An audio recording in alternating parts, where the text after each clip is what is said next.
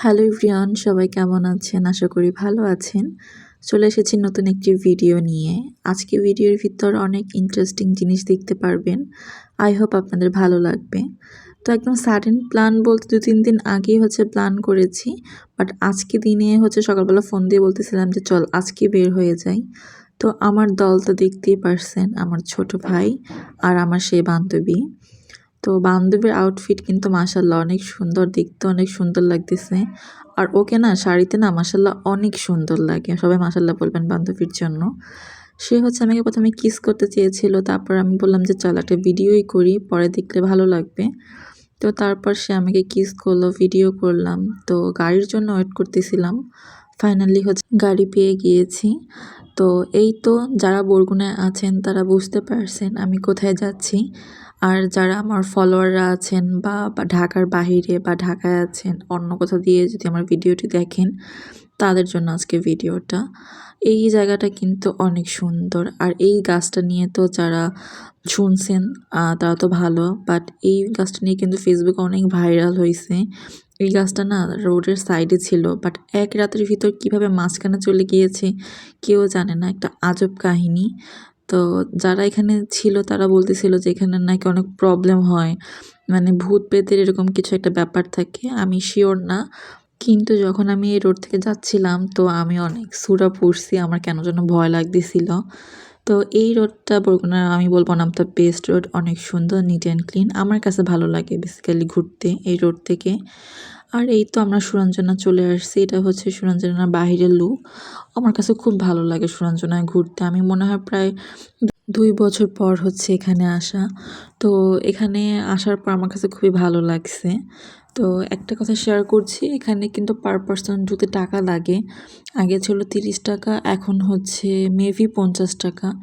আমার লাগেনি, আমার বান্ধবীর জন্য আমার এখানে টাকা দিতে হয়নি। যাই হোক, শেয়ার করতেছি সুরঞ্জনার ভিতরের লুক। যারা গাছপালার প্রেমী তাদের জন্য এই প্লেসটা ওয়ান অফ দ্য বেস্ট। অনেক সুন্দর। এখানে শাপলা আছে, পদ্ম ছিল আমি শুনছি, বাট আমি দেখতে পাইনি। শাপলা তেমন ফোটেনি, ২-১টা আমি দেখতে পাইছি এইরকম। বাট এই জায়গাটা কেন যেন আমার কাছে খুব ভালো লাগে। অনেক দূর থেকেও মানুষ এখানে পিকনিক করতে আসে। আর আমি যতবারই এখানে আসি ততবারই মনে হয় মানে ছবির জন্য বেস্ট একটা প্লেস মনে হয়। আর পিকনিকের জন্য একটা বেস্ট প্লেস মনে হয়। তাছাড়া দোলনাও ছিল। আর দোলনা দেখলে তো আমার মনে হয় একটা ইমোশন জেগে ওঠে এরকম। অনেক রৌদ্র ছিল, এর জন্য আমি বসি নাই। মানে বিকেলবেলা বসবো যখন রোদটা একটু কম থাকবে। আমরা একদম দুপুর টাইমে চলে আসছি এখানে। ৩টার সময় আমরা সুরঞ্জনা ঘেট থেকে ঢুকছি। আমি টাইমটাও দেখেছি। বিকেল টাইম হয় কি শীতে, বিকেলে কোনো টাইমই পাওয়া যায় না। আর এর জন্য ভাবছি ভাত খেয়েই আমরা রেডি হয়ে এখানে আসবো। মানে আমরা এভাবে প্ল্যান করছি। তো অনেকক্ষণ ঘোরাঘুরি করছি। মানে আমি সবকিছু দেখতেছিলাম আর ভিডিও করতেছিলাম। আমি ভাবছি যে যতটুকু পারি আমি ক্যাপচার করে আপনার সাথে শেয়ার করব। আর এই লাভে আমি মনে করি এমন কেউ নাই যে সুরঞ্জনা আসছে আর এখানে ছবি তুলবে না। তো এই রৌদ্র হলেও না ভালো লাগতেছিল যেহেতু শীত। আর যদি গরমে আসতাম তাহলে রৌদ্রটা খুবই বিরক্ত লাগতো। শীতের জন্য ওইভাবে বিরক্ত লাগেনি। এখানেও পিক তোলার প্লেস বলা যায়। তাছাড়াও এখানে আর্টিফিশিয়াল অনেক মানে অ্যানিমাল ছিল। মানে বাচ্চারা এখানে এসে খুবই সুন্দর, সুন্দর পিক তোলে। তাছাড়াও বরগুনায় যাদের বিয়ে হয় বা এমনি ছবি তোলার জন্য আমরা ভালো একটা প্লেস খুঁজলে আমি মনে করি বরগুনার প্রতিটা মানুষ এখানেই আসবে।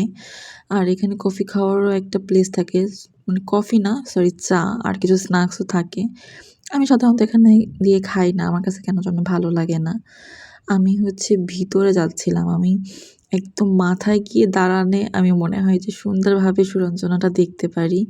তো আমার ফ্রেন্ডকে বলতেছিলাম যে আমাকে সুন্দর একটা ভিডিও করে দাও। আমি যেন সবাইকে দেখাতে পারি যে জায়গাটা কতটুকু সুন্দর। মানে আমার মনে হয় ফোনে ভিডিওতে ওইভাবে বোঝা যায় না জায়গাটা কতটুকু সুন্দর। বাট সামনাসামনি অনেক সুন্দর, অনেক। আমি বলব যে আপনারা যদি বরগুনায় আসেন ঘুরতে, একবার হলেও এখানে আসবেন। আশা করি আপনাদের ভালো লাগবে। আর ওই সাইডে আমার ফ্রেন্ডের সাথে দেখা হয়ে গিয়েছিল। মানে একদম এখানে আসার পরই না অনেক ফ্রেন্ডের সাথে দেখা হয়ে গিয়েছে। তো সবাই বলতেছিল যে তুমি বরগুনা আসছো, আমাদের নক করে আসতা, একসাথে আসতাম। আমার ম্যাক্সিমাম ফ্রেন্ডদেরই না বিয়ে হয়ে গিয়েছে। তো সবাই সবার মানে কর্মব্যস্ততা বিজি নিয়ে দূরে থাকে। কিছু কিছু ফ্রেন্ডরা আছে যারা পড়াশোনা করতেছে, তারাও হচ্ছে ঢাকা থেকে আসতে পারেনি। তো এই ফ্রেন্ডটার সাথেই আমার বেশি বের হওয়া হয় বরগুনা আসলে। কারণ ও হচ্ছে একটু ফ্রি থাকে আর আমিও ফ্রি, আর আমাদের বন্ধুত্বটা হচ্ছে প্রায় হাই স্কুল থেকেই শুরু। তো আমার মনে হয় ওর সাথে একটা কথা বললে আমি একদম বিশ্বস্ততা একটা ফিল করি। তো এরকম মানুষের সাথে ঘুরতেও কিন্তু আলাদা ধরনের একটা মজা আছে এবং আমরা খুবই এনজয় করি। দুজন দুজনকে পছন্দের জন্য তো একদম জোশ। ও হচ্ছে পিকচার তুলতেছিল আর আমি হচ্ছে এখানে ওকে হাসাচ্ছি। মানে ওর কোনোভাবেই যেন ভিডিও বা পিকচার ভালো না হয় সেটা আমি চেষ্টা করতেছি। ও বলতেছে, "তুই তোর মতো হাঁট, আমাকে আমার মতো ভিডিও করতে দে।" মানে অনেক মজা করছি। সবকিছু তো আর হচ্ছে ভিডিও করে শেয়ার করা হয় না। কারণ বেস্ট মোমেন্টে না ফোন বা একটা ভিডিও করি, ওগুলো না হয়ে ওঠে না। তো অনেকক্ষণ আমরা হাঁটাহাঁটি করার পর ভাবলাম যে একটু রেস্ট নিই। তো আমরা হচ্ছে দোলনায় বসছি। ওকে হচ্ছে আমার ভাইয়ের সাথে বসাইছি। আর আমি বলছি যে, "না, আমি একা একটু বসবো।" তো এই তো আমরা অনেকক্ষণ সময় কাটানোর পর উৎসবে আসছি। এই রেস্টুরেন্টের খাবারগুলো মোটামুটি আমার কাছে ভালো লাগে, একদম নিরিবিলি থাকে। তো এই বান্ধবীকে নিয়ে চলে আসলাম। আর আসার সাথে সাথেই না দেখতেছি আজান দিয়ে দিয়েছে। তো খাবার অর্ডার করে হচ্ছে বসেছিলাম, কখন খাবার আসবে। মানে শীতে না মানে বিকেল টাইমটা ওইভাবে এনজয় করা যায় না। এই দেখা যাচ্ছে যে দিনের আলো, তার ভিতরেই হচ্ছে অন্ধকার। আর এই ভিডিওটা তো আমার সবাই দেখছেন, আমার বান্ধবীর। তার বিরিয়ানি খাওয়ার নাকি অনেক আগে থেকে ক্রেভিংস ছিল। তো ফাইনালি সে হচ্ছে বিরিয়ানি খাচ্ছে। আর এই সাইডে আমরা হচ্ছে একটা সেট মেনু অর্ডার করেছিলাম। আমার ভাই আর আমি হচ্ছে এটা কমপ্লিট করতেছি আর ও হচ্ছে বিরিয়ানি খাচ্ছে। আমরা সুন্দর মতো হচ্ছে খাচ্ছি আর গল্প করতেছি। এইসব আড্ডাগুলো না অনেক মজা থাকে, অনেক স্মৃতি থাকে। পরে দেখলে মনে হয় যে এই দিনটা ওর সাথে এভাবে কাটিয়েছি। এই হচ্ছে আমার বান্ধবী খাচ্ছে। যাই হোক, আজকে আমার ভিডিওটি এই পর্যন্ত। আশা করি সবার ভালো লেগেছে। আল্লাহ হাফেজ।